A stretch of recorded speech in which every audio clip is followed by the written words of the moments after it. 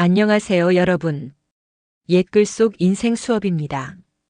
오늘은 조선시대의 유명한 성리학자이자 정치가였던 정약용의 목민심서에서 나온 구절을 통해 청렴에 대해 이야기해 보겠습니다. 구절은 바로 금침포견지외 능제서일거 청사지장야입니다. 이 말의 뜻은 이부자리와 소못 외에 책을 한 술에 싣고 간다면 청렴한 선비의 행장이라 할 수 있다는 것입니다. 오늘 우리는 이 구절을 바탕으로 청렴이 무엇인지, 왜 그것이 중요한지, 그리고 어떻게 우리가 일상에서 실천할 수 있는지에 대해 이야기해 보겠습니다. 삶 속에서 청렴의 가치를 어떻게 적용할 수 있을지 함께 깊이 생각해 보는 시간이 되었으면 좋겠습니다.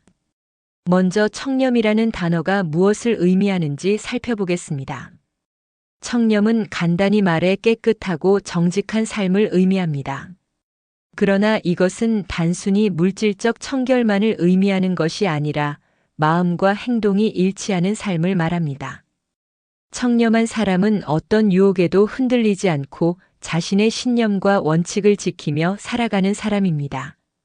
정약용은 목민심서에서 청렴을 매우 중요하게 다루었고 그것을 공직자의 기본 덕목으로 삼았습니다. 그는 정치가나 선비들이 물질적 이익을 추구하기보다는 사람을 위해 봉사하고 부패하지 않으면 자신의 품격을 지키는 것이 중요하다고 강조했습니다. 정약용의 삶을 보면 청렴이 무엇인지 잘 알 수 있습니다. 그는 한때 고위직에 있던 사람으로서 권력과 물질적 부를 손에 넣을 수 있었지만 언제나 그것을 추구하지 않았습니다. 대신 그는 항상 자신의 직책을 사람들을 위한 일에 사용했으며 부패한 정치와 사회의 부조리를 고발하며 공익을 우선시했습니다. 그의 청렴함은 단지 말로만 이루어진 것이 아니라 실천으로 보여졌습니다. 예를 들어 그가 교만하거나 탐욕스럽게 행동하지 않았다는 기록은 많습니다. 청렴함을 통해 그는 사람들에게 본보기가 되었고 후세에게 큰 영향을 미쳤습니다. 이와 같은 선비들의 청렴한 삶이 바로 청사라는 것입니다. 이 구절에서 정약용은 청렴한 선비의 행장을 정의하면서 이부자리와 소못 외에 책을 한 술에 싣고 간다고 말합니다. 이는 물질적인 것에 얽매이지 않고 정신적인 가치인 책을 중요시하는 삶을 강조한 것입니다. 책은 단순히 지식을 전달하는 도구를 넘어서 사람의 마음과 사고를 깊게 만드는 중요한 매개체입니다. 정약용은 선비들이 삶에서 가장 중요한 것을 책과 지식에 두었고 그것을 간직하고자 했습니다. 이 구절에서 책을 한 술에 싣고 간다는 말은 자신의 삶을 지식으로 채우고 그것을 통해 세상에 도움을 주겠다는 의지를 표현한 것입니다. 여러분, 책 한 권이 얼마나 큰 가치를 지닐 수 있는지 아시나요? 19세기 중반 영국의 한 농부였던 찰스 디킨스는 책을 읽고 그의 삶을 바꿨다고 합니다. 그는 어린 시절 가난한 환경에서 자라났고 제대로 교육을 받지 못했습니다. 그러나 그는 도서관에서 책을 읽으며 점차 세상에 대한 통찰을 얻었고 결국 유명한 소설가가 되었습니다. 그가 쓴 크리스마스 캐럴은 사람들에게 깊은 인생의 교훈을 전했으며 그의 작품은 지금도 전 세계에서 사랑받고 있습니다.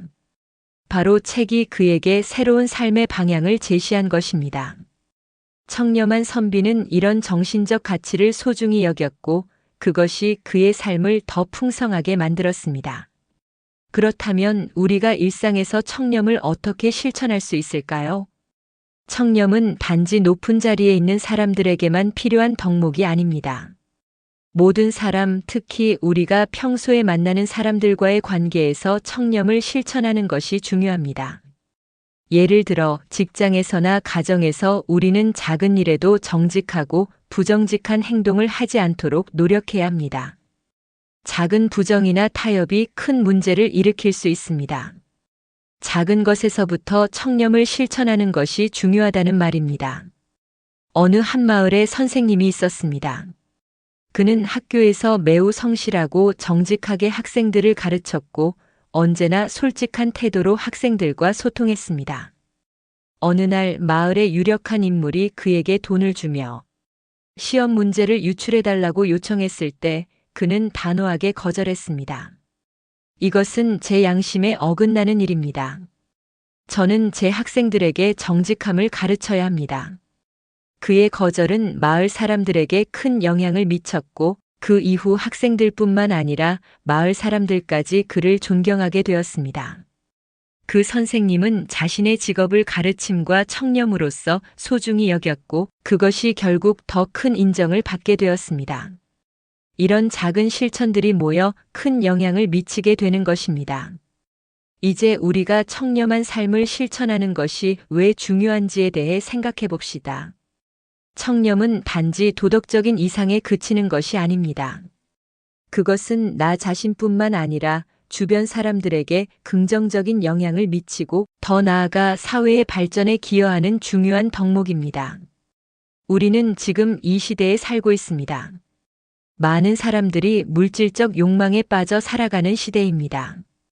그러나 정약용이 말한 것처럼 책을 한 술에 싣고 가는 삶을 살기 위해서는 물질을 초월하는 정신적 가치가 필요합니다. 우리는 물질적 풍요도 중요하지만 그것이 우리의 정신적 성장과 결합되어야만 진정한 풍요로운 삶이 될 수 있습니다.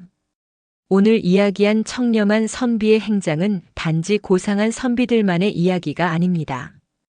우리의 일상 속에서 작은 실천을 통해 청렴을 실천하고 그것을 통해 더 나은 삶을 살아갈 수 있다는 교훈을 주고 있습니다. 정약용의 가르침은 그저 과거의 이야기가 아닌 지금 이 순간에도 여전히 유효한 가치입니다. 여러분, 오늘부터는 작은 일에서부터 청렴을 실천하며 그것을 통해 더 풍요롭고 의미 있는 삶을 살아가시길 바랍니다. 오늘도 옛글 속 인생 수업을 시청해 주셔서 감사합니다. 다음 시간에 또 만나요.